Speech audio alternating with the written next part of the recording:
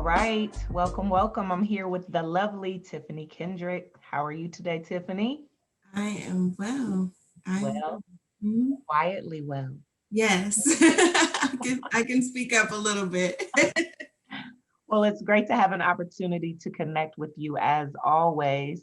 So, just want to start the conversation off by having you tell us what your role or roles are as a Black helper, because I know most of us in the Black helper world have many roles. So, tell us about your role as Black helper. Well, I'll start with my full-time position at Urban Strategies. We actually serve families and seniors on the Near East Side in Bronzeville. I'm a service connector, so I get to work with them to connect them to resources, agencies, and opportunities that align with their goals and needs. Needs being first and foremost priority, Hmm. housing and things like that. I'm also a transformative coach. So I really love working with women. I enjoy that. I'm passionate about helping us create space to catch our breath, really making room for ourselves, for self care, Hmm. holistic self care. And what that means is we self define success and care and self. Oh, that was heavy. Self-defined success, self-defined self. Yeah. Okay, fire. Yeah. So Yeah. in those roles that you're in, what do you find most enjoyable and what do you find most challenging? I really, I really enjoy being present, I guess, particularly now that I'm doing that work myself. I'm really being present with people. I'm finding that as I lean in, they do too. Hmm. And as they experience someone's care and compassion, that actually meets a need that they didn't even articulate or identify. Mm. So I'm really enjoying those times when I just listen. And at the end of the call, they're like, thank you for hearing me out. Mm-hmm. And then also, the need is met, the application gets filled and turned in, all of that stuff. Hmm. Or in coaching, that aha moment of, oh my God, I stopped to breathe, Mm. instead of moving forward and screaming Hmm. at someone, you know. Um, so those moments where we start to witness our own evolution, it's a Hmm. powerful thing, our own growth in unfolding and discovering new things about ourselves that we actually can appreciate and or observe and say, that's something I want to work on. Hmm. Hmm. So those are really enjoyable aspects of this work for me. Okay. And where's the challenge? The Because we know there's some. Yeah, for sure. And that's when we are helpers, when we are healers, when we want to support and serve people, then there are all these unpredictable elements, and including someone's willingness Mm. and openness to receive the help and assistance that you're there to provide. I find that to be a challenge, and it creates an opportunity for me to grow and do some introspection when I come against resistance of what you say Mm. you want, um, or what I hear you need, Hmm. but you're not ready to Hmm. articulate or make the change in that direction. Hmm. That's one of the challenges that I observe in the work. Mm. And how does that hit for you? How do you process that, or how do you experience it? Yeah, when I and I can think of specific situations, recent ones. Um, Like today. listen, it really causes me to pause, Hmm. um, because what I don't want to do is start to project Hmm. or attempt to manipulate or force someone into something that would be inauthentic for them and therefore not transformative. Hmm. So it caused me to pause and really lean in from a different angle and say, okay, what is it I can provide that aligns with the need or the articulated want or goal, and yet is at the place where they are now, versus me trying to get them to where I can see that they could go if they would only do X, Y, and Z. Hmm. If you would just, Just do what no, I say. I promise this will be so much better. just You just can take it letting later. them. letting go of that and really saying, okay, so what are you willing? Maybe it's being more curious and really starting to ask more questions of them to hear more clearly what I can offer that would bring less resistance. First and foremost, coming back to me to say, why is it so important to me if it's not that important to them? Uh-huh. And do you find sometimes that you you have some projections maybe there to where, tell me about that. I mean, I've had life experiences with my family or with myself that I want to protect people from or try to save you from. And I did air quotes because I don't believe in that anymore. I don't believe in trying to save someone. I believe that's our individual purpose or role and responsibility, right?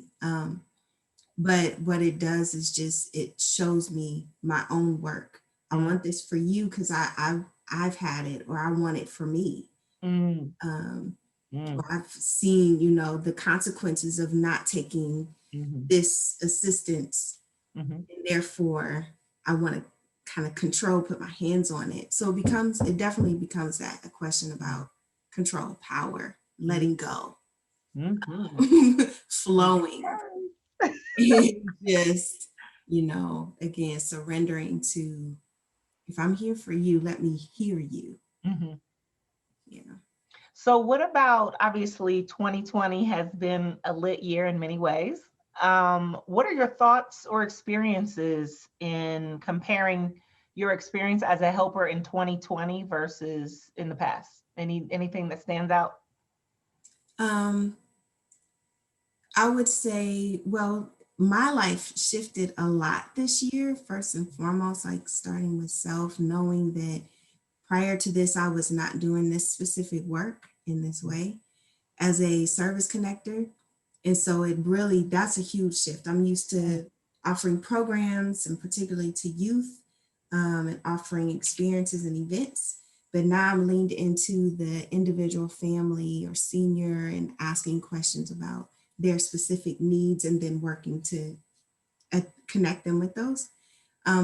With 2020 experiencing the pandemic, I say that really impacted our work as service connectors and in the case management field, because everyone needed something, something material. Everyone needed maybe, if it wasn't rental assistance, it's utility assistance. If it's not that, then it's food. So everyone experienced, and I'm saying everyone that we're serving, experienced a tangible need that we would somehow be able to help with. I'm used to really being able to focus on those internal needs. And so in this work this year, because of all the things, it's really both happening. So I'm going to hand you the food. I'm also asking you, how are you breathing? How are you feeling?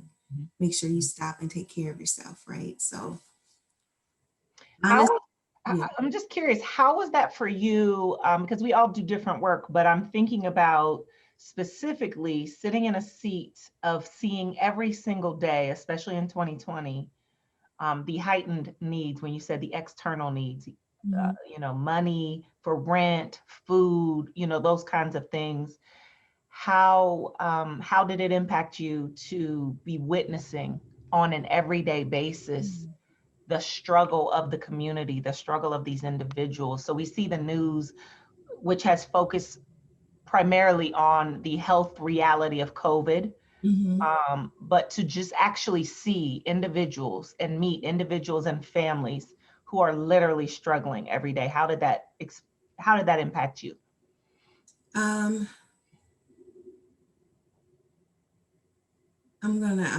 pausing to really sit with that. I think it's impacted my my awareness of how systems affect each other, my awareness of how we all are interconnected. So I may have known that, but watching this happen is like, oh, wait a minute. This affects this, affects this, affects this. So there are moments where I just feel powerless and frustrated, like, I don't know. I don't know how to help. I don't know what's going to be Mhm, most useful for you. We can mhm, try this, but then there's already this too. mhm, mhm, And the real answers are so deep below the surface. We have this iceberg model, and many of us have heard of that, where yeah, you've got this up here that appears to be the problem, but the real issue is so deep and below the surface that it can feel overwhelming um, at times. mhm. So in that overwhelmingness, which, those of us who have ever worked in a role of helper, teacher, counselor, faith leader, what have you, organizers, obviously this year the organizers have really, I mean, they do the work all the time. We're talking about them this year, but that's what they do all Yeah. year long, every year. But um, I know a lot of your work is with women and with mothers specifically, and I know that you're a mother with children.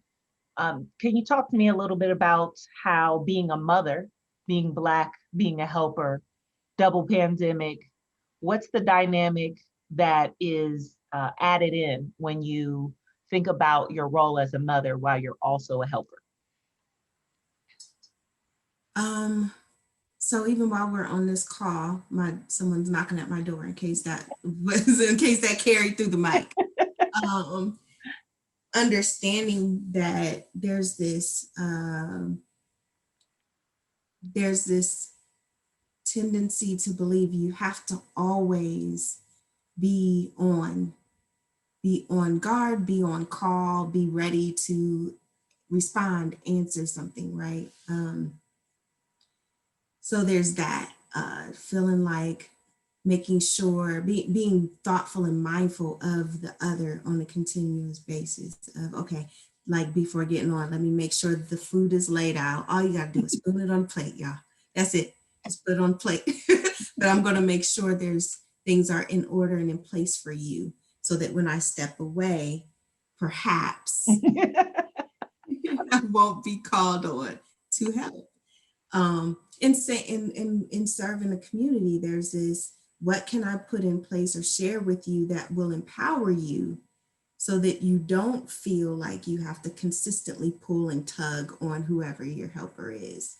Um, it's caused me to really set some boundaries and be honest about my capacity. Mhm. Like if I could just pause there for a minute. There was a time I was not. I can do it. I got it. I can do it. I got it until burnout happened. And then I couldn't do anything for anybody. Mhm, mhm, And I couldn't even plan when I would be able to. So it's definitely caused me to consider my capacity and ensure, like, okay, call me up until this time, right? mhm, Phone goes off or gets put. So things like that, setting those boundaries, communicating those boundaries, and as a mom, being as present as I can and doing what I can for me so that I mhm, can show up for them. mhm. Any guilt there, whether it's telling the people you serve the limitations of what you will and won't do for them, or with your children? I know in the clinical work that I've done, and now in coaching work that I do, one of the things that I have seen time and time again, especially for moms, is that there's a lot of guilt, and for helpers, anyone who's in that role where they're doing for others, that many folks struggle to be able to set that line and that boundary because they feel guilty for doing so. Yeah, What are your experiences there? I've experienced the same thing as a coach with clients, Mhm. and hearing that, and with friends. And also, I used to experience that within my own self. The guilt. Uh, the guilt. I have to be there. Mhm. I can't rest. There's these, extremities. There's this extreme language that we use. There's never any time to ever, and it's like, okay, at some point, you realize that there can be. So I will say now I don't feel guilt, but Mhm. there was a time when that was a serious thing for me. So what did you do? How did you shift? Because I feel like that's like a biggie. We've worked with a lot of the folks this year, especially for Black folks, as we look at the the other pandemic that's happening, Mhm. and a lot of Black folks, helper or not, feeling the need to constantly advocate for our people, for equity, for whatever, and feeling the guilt that if they don't, correct someone on a social media Mhm. post, or when they hear a coworker saying said thing, that that they must be the one who comes in and educate at that point. So how did you get to a point where you were able to set those boundaries and get past that guilt? To be quite honest, it took burnout. It took me being, and I'll define my burnout experience was being incapable of showing up in the way that I'm used to being able to show up. Mm, Really being exhausted and experiencing depression and anxiety to the degree that it really did pull me away from what I was used to, the way I was used to operating and functioning. Um, as I developed my self-care practice, mhm, I became more of a priority, and there was no negotiable when it came to I have to be okay. Meaning I have to feel well enough to mhm, show up. So I've been exploring over time what that looks and feels like, and continue to explore. How mhm, much do I need nap times? Like, what is it that I need? What time do I need to shut things down? mhm, How am I feeling when I get a text at 10:30? Do I respond to that or do I say no? mhm, Um, so it really became a there's no choice. I experienced not being able to decide whether or not I'm cared for mhm, because it was a requirement. So then moving forward, it was no, I don't feel guilty because I recognize my own value. mhm, I mhm, recognize my capacity, like I said, where if I stretch myself, if I feel myself stretching too far and giving too much from a depleted, from an empty cup, if you will, then I will certainly have nothing to give over a span of time, not just for the day. So learning myself is very key. Learning the self mhm. and valuing self enough. It's one thing to say, I'm so important, I have to be there all the time. Using post-it. It's another thing to say, I'm so valuable that I have to care for me so I can show up as my best because Mhm, you're valuable and mhm, you deserve mhm. than just fragments of me.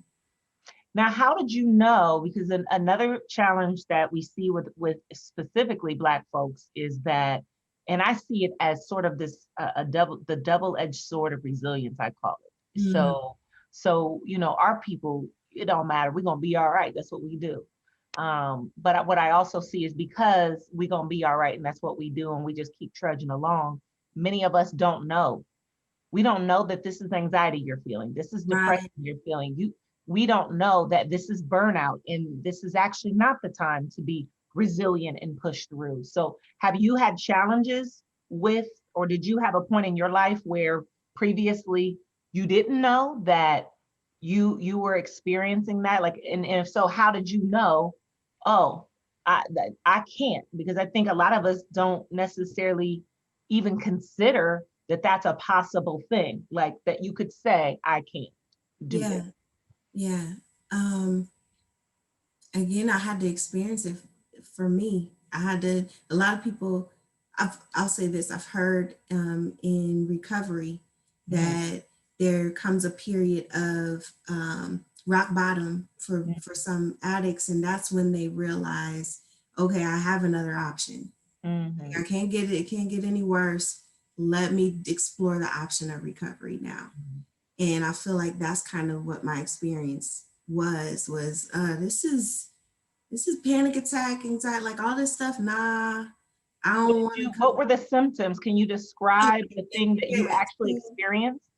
So, Because folks have panic attacks and don't know that's a thing. I know because I'm a clinician, but tell us what that looked, sounded, felt like. yeah. So for me, it racing thoughts and ability to focus. I had a real heightened sensitivity Mhm, to stimulus, like any type of noise. So any type of stimulation, including just being asked to do something. other people's voice, like my children, my family couldn't even talk to me at that time because I was just like, oh wait, I can't. I mean, and it felt, I mean, certain being asked to do something, being vented to, like certain energies, it just, I couldn't. It really felt like, you know, nails on the chalkboard. Mm. I felt pressure in my chest. I felt tightness in my muscles, fatigue, heaviness. With the panic attack, it was very hard to breathe. Mm. It was very hard to breathe. It was suffocating and like immobilizing, actually. So that experience of really suppressing my own needs and my own self and really trying to keep going and pushing through made me hit a wall that I just, every time I feel, you know, elements of that where I can say, okay, you're having trouble focusing. What do you need? Let me stop. Let me pause. Let me be honest about where I am in this moment and address that need and then come back to it. Because ultimately, I have this really expansive faith and trust that if I don't do it right now, it'll still get done when it needs to get done. Or that need will be met another way. Like I just have this. Okay. That makes some people really uncomfortable. So I'm talking slow, like, I know it's weird, but at 5 something, I walk away from my desk and whatever doesn't get done, you know, I trust it will get done the way it needs to be done when I'm in a better space.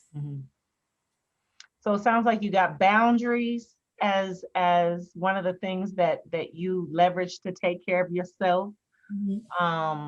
What else are some of your primary ways in which you work to take care of yourself as a helper, as a Black woman, as a mom? What are some other things you do to take care of yourself?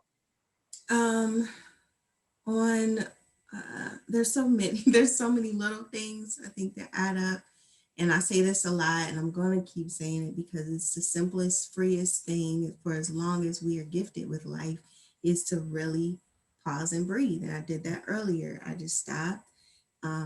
Takes me 60 seconds to to 45 minutes, just depending, just to really take in some oxygen. I use my journal regularly. And on days when it is difficult to focus, or I feel or I see, sense an emotional reaction to something happening, then I'll grab my journal and just kind of write all my thoughts out. I like to, I read spiritual teachings. I will phone a friend, text a friend. I will trying to make sure I'm hydrating and eating well for the most part, or at least observing my eating habits to say, okay, that's your third piece of bread. What's happening? Yeah. Or that's your 5th cookie. What's going on, babe? You know, having that conversation with myself so that I can then observe my body's reactions to what's happening. Now you got a sugar high. Now you're extra tired. Do you feel that? So just noticing and attending to my needs as they come up, and leaving space for myself. Lots of self-compassion as well. And just saying, you know what? You just journaled about X, Y, and Z, all these things, this list of things that's going on. It's okay to not feel okay. Yeah. Look at the gray sky. Like the sky is gray today. You might not feel sunshiny, and that's okay. Yeah. You know? Yes, yes. All right. Well, before we wrap up, I know several are registered. I think we have a few more slots left. We're doing the event, the Breathe event for Black Helper Moms this weekend. Tell us what the folks who are participating can expect from their time with you. I'm really excited about this because it's definitely an opportunity to create the space that we say we need for ourselves. So expect to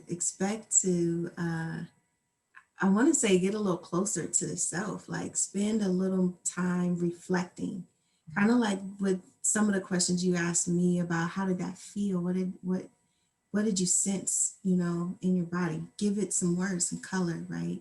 So we're going to do that. We're going to talk a little bit about how we're breathing, what that means to be gasping for air, what it feels like, what sensations come up when you're gasping versus when you are breathing easy, and just identifying ways that we can practice that more regularly. So we're going to come up with an action plan. Mhm. We're going to actually write out, okay, this is what I'm going to start to practice, um, and we'll be realistic about that, Mhm. because I'm not going to give them their plan. They're going to create it. I'm just giving tools for how to establish and practice that self-care that addresses the entire self, Mhm. physical, mental, emotional, spiritual.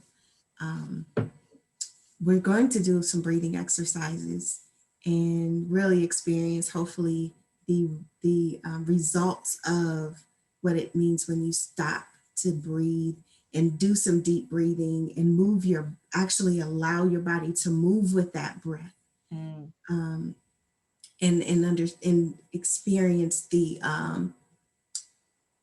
flow of oxygen through the body. It can be absolutely liberating, to feel like, oh man, I didn't even know I was that congested, or I didn't even know I had all that pressure sitting on me. And now that I've done this breathing, I'm feeling more open, a little more alert. I can think more clearly. So Okay. that's just a summary of what to expect in like an hour and 15 minutes. We're gonna do all this somehow. Well, we might do another little event here soon. So we'll give some folks at least something to eat this weekend. We know that folks are heavy right now. So Yeah, obviously the holidays, I know a lot of folks, Thanksgiving just wasn't, what it's been for a lot of folks. And then of yeah, course we have another holiday coming up, end of year responsibilities. And then for the moms again, who were focused on with this upcoming event, while you are taking care of others, including your children. Oh, look, there's you. excuse me. And and figuring out where you fit in. So looking forward to having you grace us with your presence, with your insight, and encouraging folks to do the same.